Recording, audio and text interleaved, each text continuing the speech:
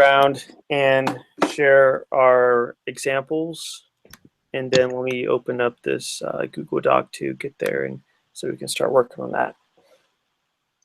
Okay, well, if you guys want, I can go ahead and share with my example that I came up with. So I was trying to understand something that demonstrates the firm offer rule for merchants under the UCC 205. In the exam, there was actually a few. We kind of had an example of this, and they were asking about the firm offer and the rule for merchants. But what I kind of got from the definition in the book, and then from during further studyings online, was that it's an offer is firm and irrevocable. It is an offer to buy or sell goods made by a merchant, and it is in writing and signed by the offerer.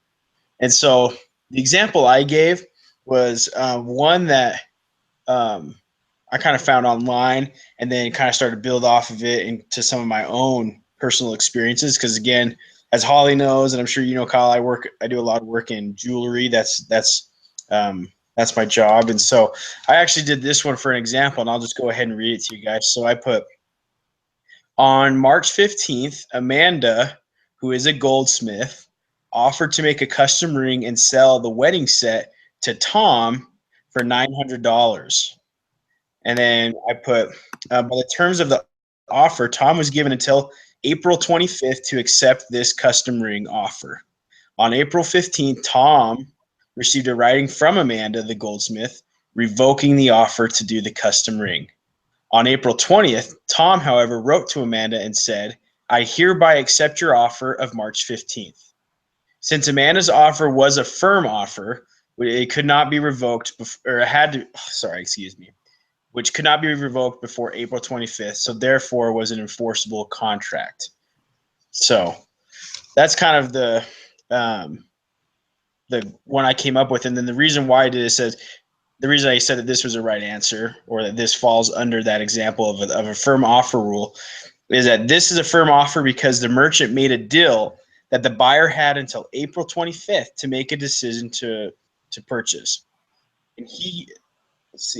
And Amanda cannot revoke the offer until the pass date of April 25th, not April 20th.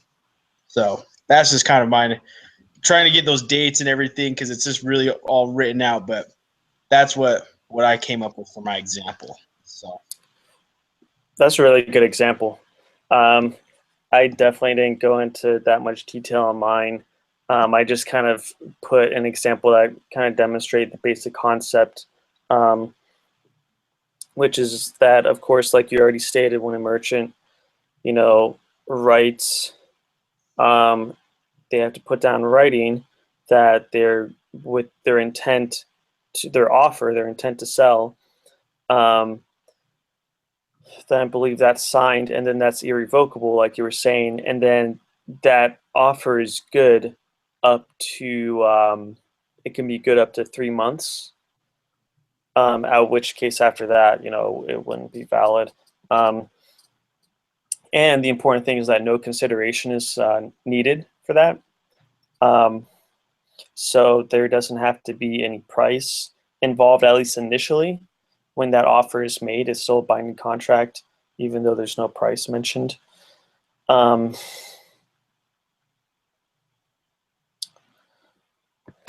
to think what else is kind of covered in that. That's kind of like the main parts. What's your example like, Holly? So yeah, I didn't go into a whole lot of detail either. Mine's pretty generic. Mine says, let me just make this a little bigger. Jim went car shopping at a local car dealership. He found a car he liked but didn't want to buy it without his wife having a chance to see and drive the car. The salesman drew up an agreement that they would guarantee the price for a week in order for Jim to have time to bring his wife to see the car. So anyway, that was my example. I was also thinking you could do it like between, you could kind of just do the opposite thing where somebody's selling a car and, they say that they'll buy it and then they don't come back and buy it, and whether or not that falls under this rule, and it doesn't because you have to be a merchant. So anyway, that was my example, is just the car shopping, either with a dealer or without. I like that example because I think that we'd be able to make some really nice, I guess, questions and answers to go with that one as well. Because with that scenario, we could really kind of change it around and make it so that we can show like, okay, well, he wasn't a merchant, so he can't do this, or how he could. So I like that idea. Yeah, I think that was a good example. Okay. Now, do they need to sign an agreement or not? Does it have to be written? Because in our book it said that GCIS or whatever that one is doesn't have to be written unless both nations agree on it. But otherwise, it does have to be written, right?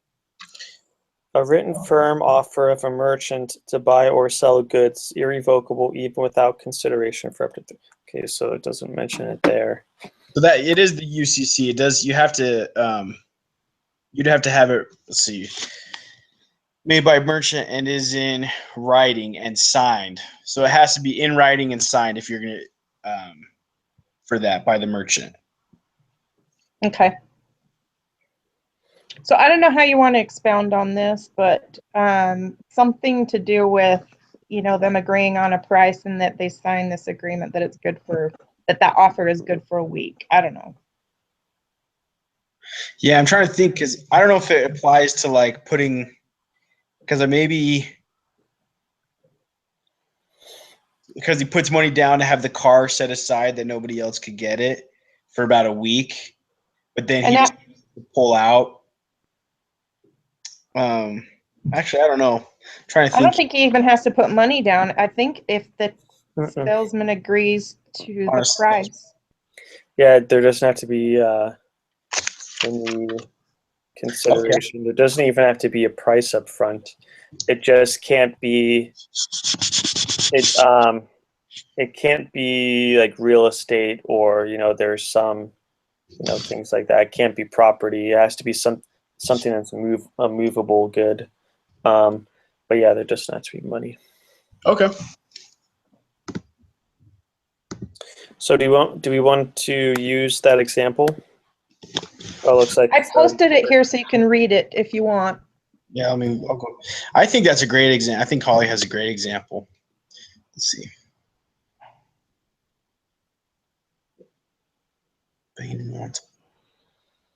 Compared to the pressure required for Jim to have time to bring his wife to see the car.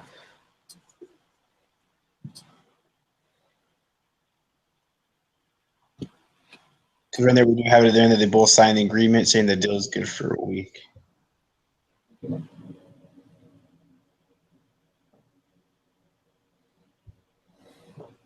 I was just a little bit fuzzy on the details of exactly what this means. So if you have suggestions on how to change this. Yeah, I completely agree because I too was like going back and forth on really what this can mean because it kind of seems like it's a lot of black and white areas for me personally when I was going ahead and looking at this. Mm-hmm. So look at his writing is signed by. So there have to be some type of terms and they have to be in writing and signed.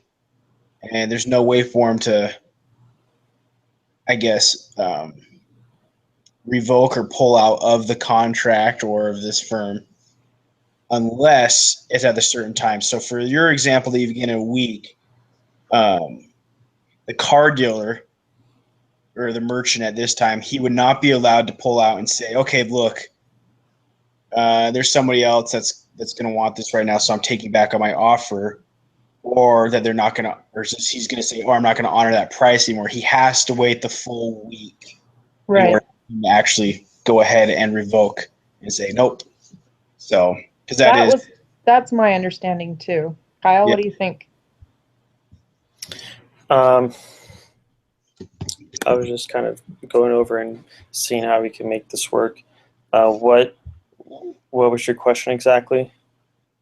Is that your understanding too? That They can't sell the car, and they can't change the price for 1 week. Um, Or is it just that they can't change the price? well, they can't sell the car to somebody else. I would think if they wrote the agreement to sell it to Jim in this example and his wife.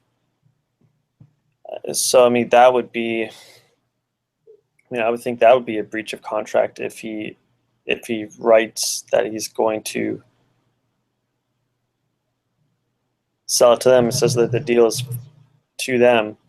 Um, in terms of price, I'm not really quite sure on that because price isn't mentioned in the UCC 2205. And so I'm not even sure. I mean, if they put price in the agreement, then I think you probably couldn't change the price. I don't think it's necessary to put the price in there. But to answer your question, yeah, I don't think they could sell it to anybody else or change the price for that week. So should we take that out, or should we add would guarantee the price for 1 week and not sell the car or hold the car for him? I think we should put that because that way it's just showing exactly what's the deal in the contract that they're doing. I'm trying to look up I'm trying to see if price is usually involved in the firm offer rule.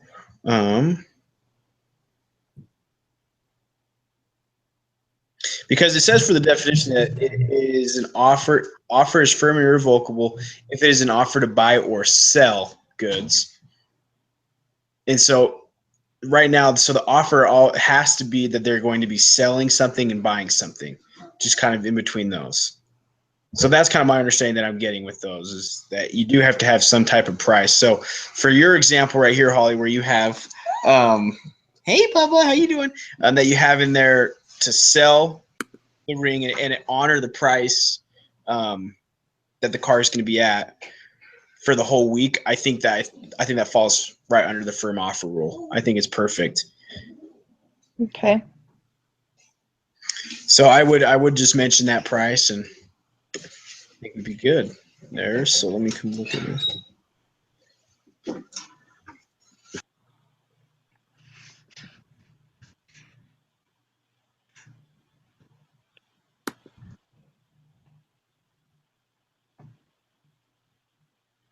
How's that?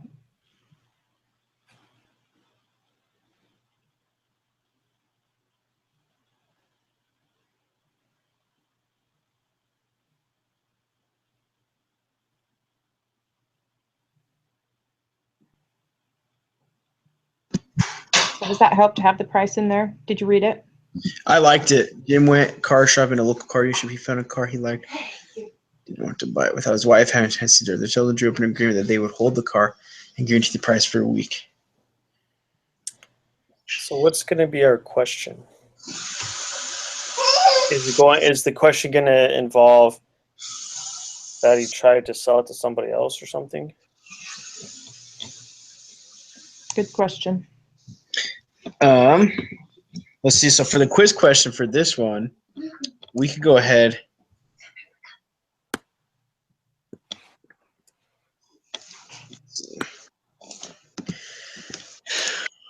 I'm trying to think. Jim went car shopping because we had to. So we had to see if this falls under. Let's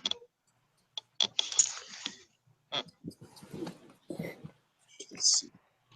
Maybe we could put something like the salesman doesn't hear back, or 5 days later or something. I don't know, something about somebody else wanting that car and they'll pay $23,000 for it. I don't know. And then, is this? Oh yeah, so a firm rule? Well, we could put like in there that Jim went car shopping at a local car dealership and he liked for 20,000. And for the quiz question, we could definitely put that what you said. Just say the car dealership had another within 5 days, the car dealership had another customer that was willing to pay $22,000 straight up for the vehicle off a lot of that time. What I don't know how to word that. what if we said Jim came back 6 days later to purchase the car with his wife, and the car was gone because somebody bought it for 23,000?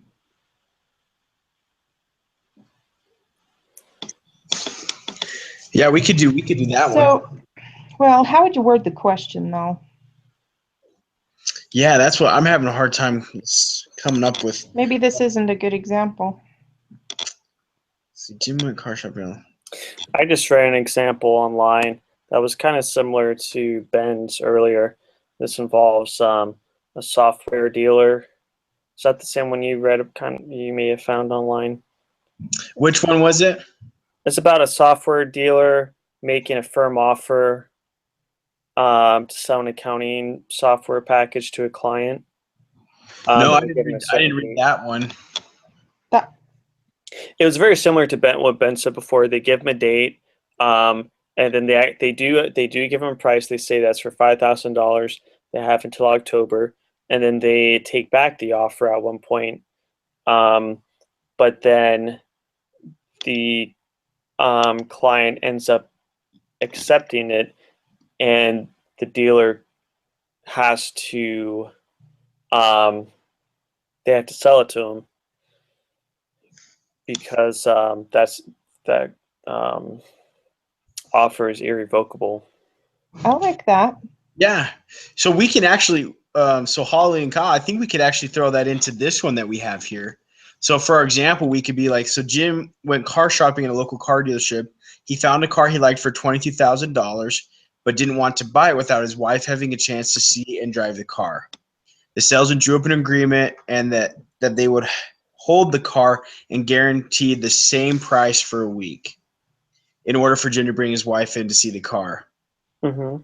5 days went past, and the car dealership wrote Jim a letter saying that they wanted to revoke that agreement and sell the car to another buyer. On the sixth day, Jim gives the dealership or writes back to the dealership and says that he would like to take the car for the $22,000. And so under that, the dealership would have to sell to Jim, not this other buyer. Yeah, let's put that in there, and then I'm thinking of a question to go along with that. So that's a good example. Okay, so I'll go up there to the example, and I'll kind of change it up a little bit so that way we can see that it was revoked and all that happened there. So let's see, the salesman drew up agreement that they would hold the car. Hey, Queenie, come give Daddy a kiss. Come give Daddy a kiss. Good night. Love you. Okay, so let's see. The salesman agreement.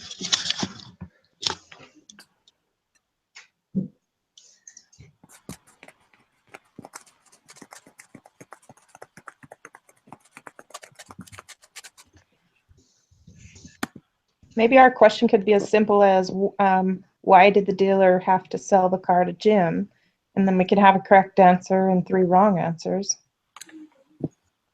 Okay, I like that. I mean, I think that sounds great. 5 days later.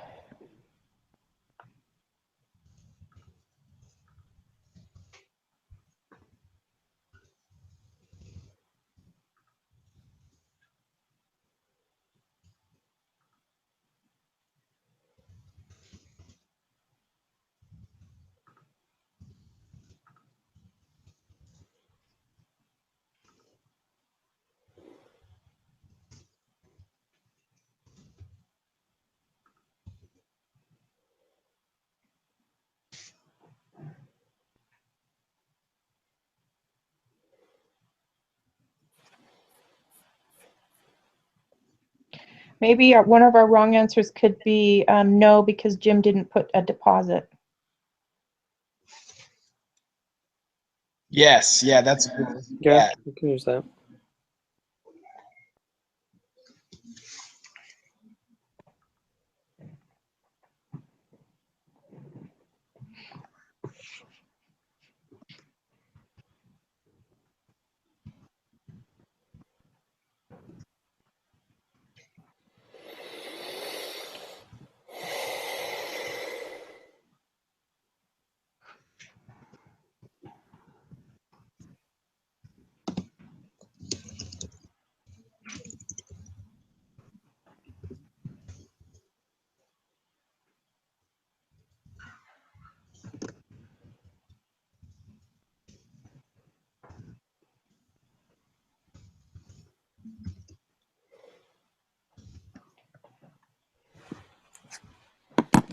What should we put for the actual question?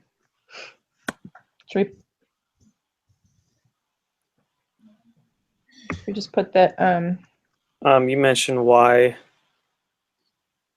or does the dealer? Let's see. Or we could put, is the dealer obligated to sell the vehicle to Jim? And then it could be yes because, no because. Okay.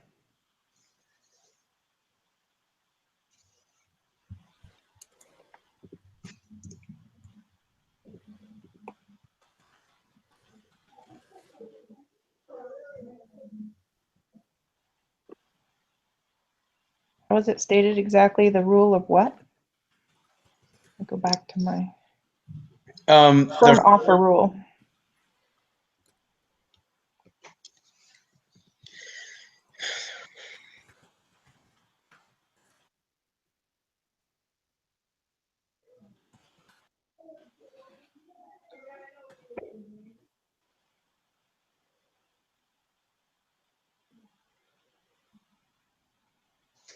Should this be rejects? The offer rejects within a reasonable time? Who was filling in answer 2 or wrong Oh, answer? that's me. So shouldn't that be rejects instead of objects? This one right here. It's supposed to be objects. I actually just Okay. got that out of the book. Okay. The offer objects. I was kind of thinking of rejects too. When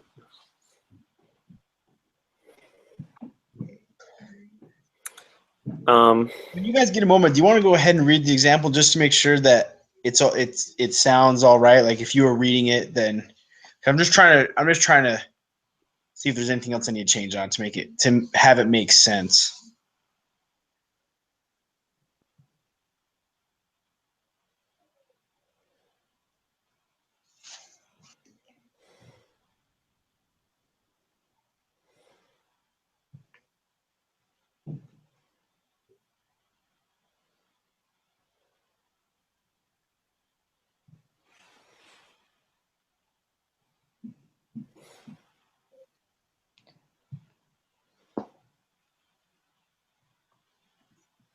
I think this needs to be moved. Yeah, that's what I was thinking too. I'm just trying to figure out where to.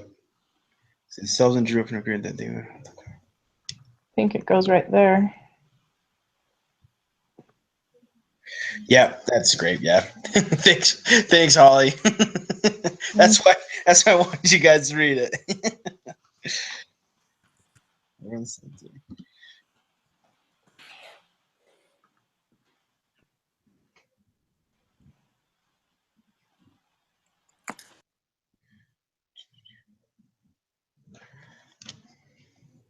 Okay, and then for the wrong answer 3, let's see what one we already have here.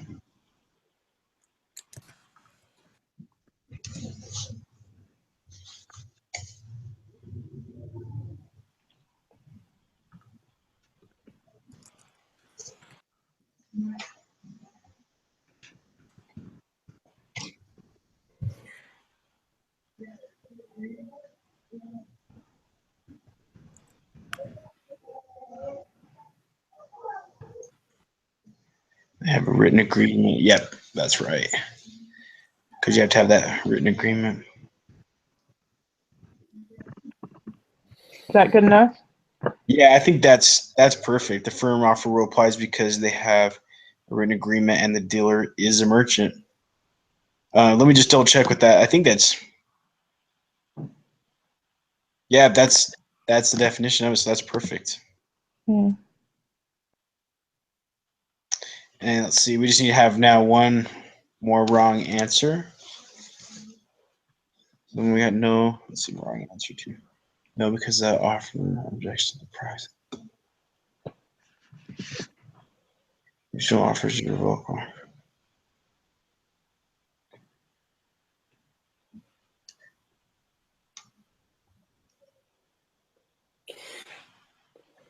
Do you mind if I take out Jim writes trying to revoke and just instead just say Jim revokes his previous agreement?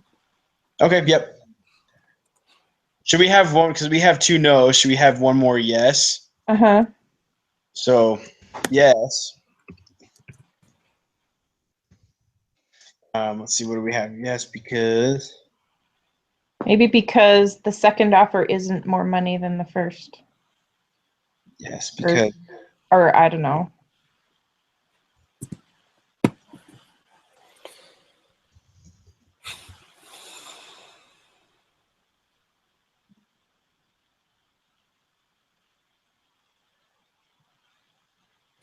What if we do something involving the statute of frauds?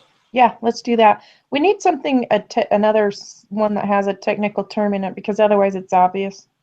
Yeah. So, what do you want to. Do you want to go ahead, Kyle, and then write what were you thinking in this one? Sure.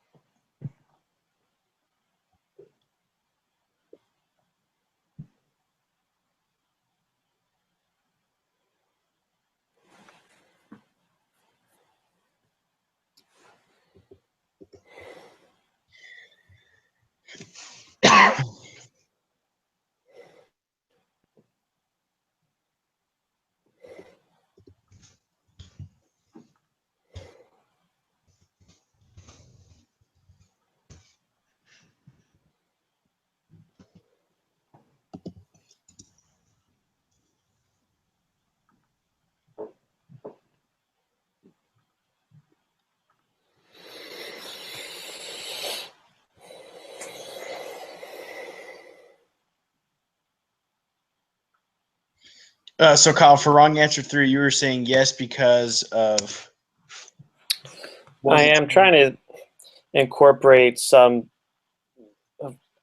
vocab word from the book. I was trying to think of a way to include the statute of frauds, but I can't. Every example I'm thinking of would be a correct answer. That's what I was just reading through this, then I was thinking, okay, that doesn't work. Because it could be the breach of contract, all that kind of stuff as well, because they made an agreement.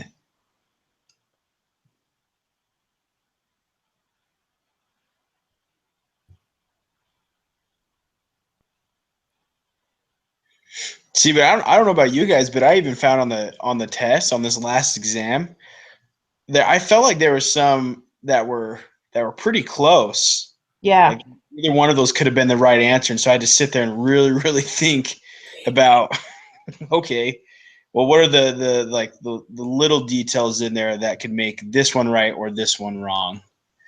So maybe even just picking one of those, it could determine which one's right or wrong with the little details. And I did pretty good on the test, but I'm sure writing some appeals, it'll boost my grade way up. Like on the last test, I actually did pretty poorly on, but then after writing my appeals, which I thought were all really good, I actually got like an amazing score. Really? Yeah, like writing those appeals um, really helps. I don't know if did you guys do that for the last exam? I didn't. Oh I, no. I did not either. I'm not gonna lie. The first exam, I got a D, and after writing the appeals, I got like a 98% or something crazy. Wow, that's great. So like, if you don't get an A, I would highly recommend doing the appeals because that if you have good arguments, that almost like guarantees you're gonna get an A. I feel like. Yeah. Hey, I missed one, and so I didn't think it was worth appealing. Yeah. Yeah, if you only miss one, like I just did pretty poorly on the first one, so. Well, you know, that first test is always interesting because you don't know what to expect on it. You know, that Yeah. first one, she had that, the example, or the example questions. Oh Did you yeah, guys read that? yeah, That helped a ton. And I didn't see that this time. yeah. They didn't have one. I was looking for one because that also helped me out too, Holly. Because I was looking for it, but Yeah, the examples helped a lot, but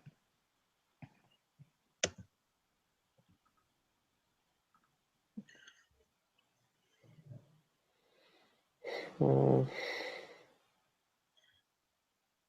I'll be right. Let's see this. Why don't we put or no? That would be a no answer.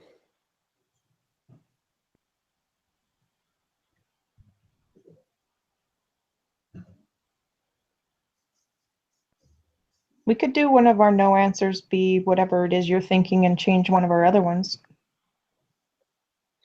I was thinking having one be no because,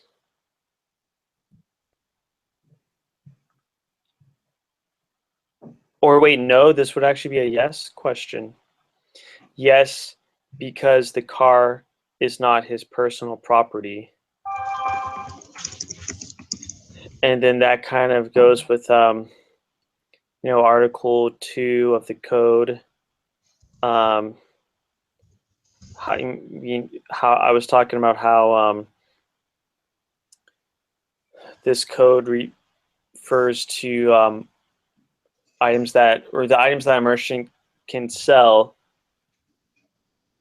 according to this code. Well, I'm not wording this right at all. I know what you're getting at, though, that it Yeah, can't the be whole like it can't be real estate. It has to be movable. It has to be movable good. Um, and then in here, it says that the code is limited to the sale of personal property, movables, or chattels, which is just uh, goods that is not essentially real estate or something that can't be moved.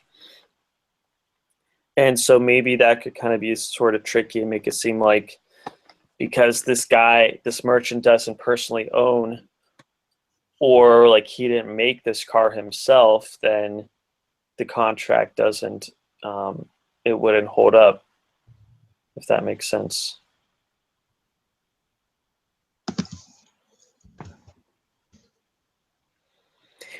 Because the car is not his personal. Yeah, I think that's.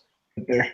How does that look? Does that look good? I don't know about the feedback. Sorry, I was just kind of trying to. Should I? Okay, so the question says, though, is the dealer obligated? So should we change that to the salesman? Is the salesman obligated?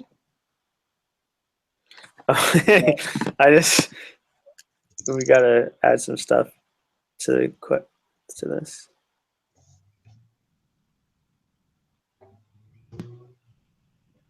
Does that look better? Let's see. And then back to yes. Excuse me. And it's because the car is not his personal property.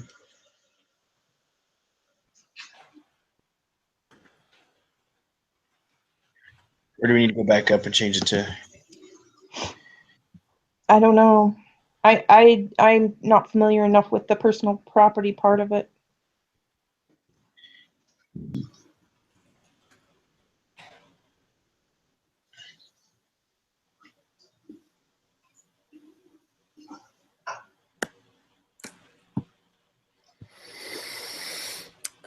Um,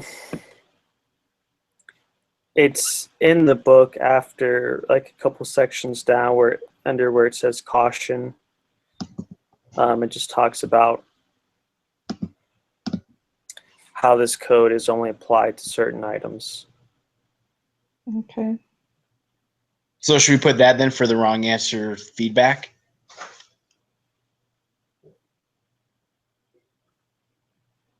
Yeah, yeah. I'll go ahead and write this. Write something for this. Okay. Well, I think that looks great. So for this week, so after we get that written, I think we're all set. Anything else you guys can think of? No, I'll just take this and double check everything before I submit it. And Kyle, will you send me the link to this? Mm-hmm. I'll go ahead and put it in here, and so you'll just already have it in here. Okay, perfect. Yeah, that worked out nicely last week. Thanks for doing that, Kyle. Mm-hmm. Well, I think if that's it, let's see if there's anything else.